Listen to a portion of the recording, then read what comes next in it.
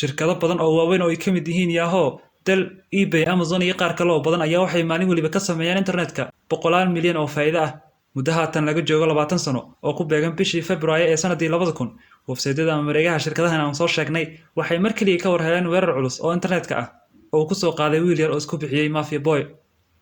Mafia Boy waxay waqtigaasi da'diisu ahayd 15 sano waxaana uu wiilkan wax ka baranayay dugsi sare oo ku yaala magaalada Montreal ee waddanka Canada. Michael oo ah wiilka isku bixiyay Mafia Boy ayaa markii uu 12 sano jirsaday waxa uu ka mid ahaa dadka looga dambeeyay hacking-ka ama sida kombiyuutarada loo jabsado. Markii uu 15 noqdayna waxa uu ku biiray mid ka mid ah kooxaha ama ururada ugu khatarsan hacking-ka oo ka soo jeeday waddanka Ruushka laguna magacaabi jiray TNT Force. Michael oo ku caanbaxay Mafia Boy ayaa si uu muujiyay awoodiisa iyo xirfadda uu leeyahay jabsashada kombiyuutarada waxa uu samaystay virus cusub oo mid awoodiisa leeg aan hore loo arag waxaana uu ku bartilmaameedsaday mid ka mid ah website-yadii ugu faa'iidada badnaa adduunka waana website-ka loo yaqaano yahoo.com. aroornimadii hore ee 7 bishii Febraayo ee sanadkii 2000 ayuu wiilkan diyaariyay weerarkiisa Yahoo isagoo viruskiisana ka dhigay mid uu ku waqtiyay saacado kadib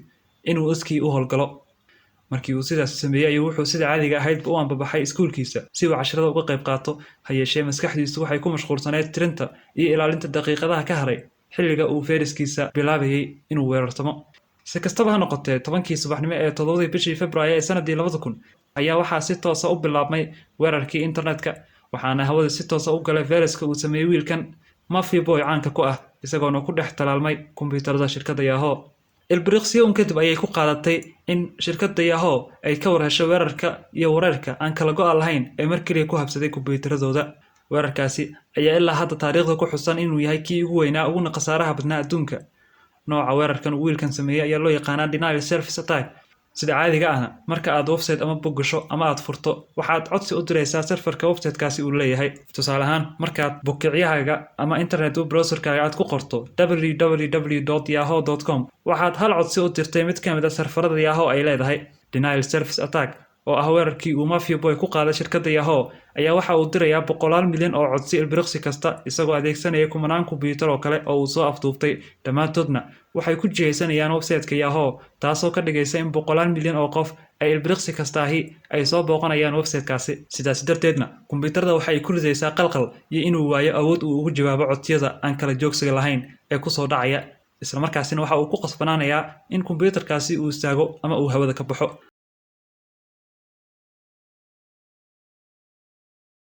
markii uu dhamaaday iskuulkii Mafia Boy waxa uu si degdeg ah ku gaaray gurigiisa si uu ka wardoono halka uu ku dambeeyay weerarkii uu maleegay laakiin waxa uu filayay wax ka weyn ay indhihiisu qabteen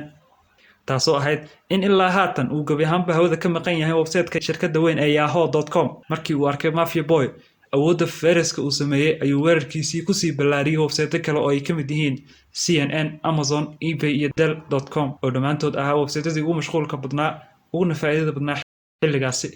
isla markiiba waxa iyana hawada laga waayay website-yada aan soo sheegay. khasaaraha miisaaneed ahaan ugu weyn waxa uu ku dhacay shirkadda warbaahinta ee CNN.com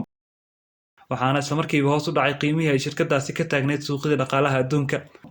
iyadoo sidoo kalena 12 kale oo website dhammaantood laga waayay hawada mar kaliya. weerarka ku dhacay shirkadaha ugu waaweyn suuqyada adduunka ayaa waxa uu qabsaday dhammaan warbaahinada adduunka. warbixintii ugu horeysay ee laga soo saaray xaddiga khasaaraha uu geystay weerarka wiilkan yar ee 15 jirka ahi ayaa lagu qiyaasay 1.7 bilyan oo dollar. wixii intaa ka dambeeyay waxaa gacanta lagu soo dhigay wiilkii yaraa ee geystay weerarkan waxaana 8 bilood oo xarig ah uu ku soo qaatay mid ka mid ah xabsiyada carruurta lagu xiro ee ku yaala gudaha dalka Canada. yeeshee Mafia Boy waxa uu ka tagay arrin dhaxalgal noqotay iyadoo kambaniyadaasi ay ka barteen kana ogaadeen daldaloolooyin badan iyo daaqado furan kuwaasoo laga soo weerari karay balse ay ogaadeen kadib weerarka lagu tilmaamay musiibadii ugu weyneed internetka.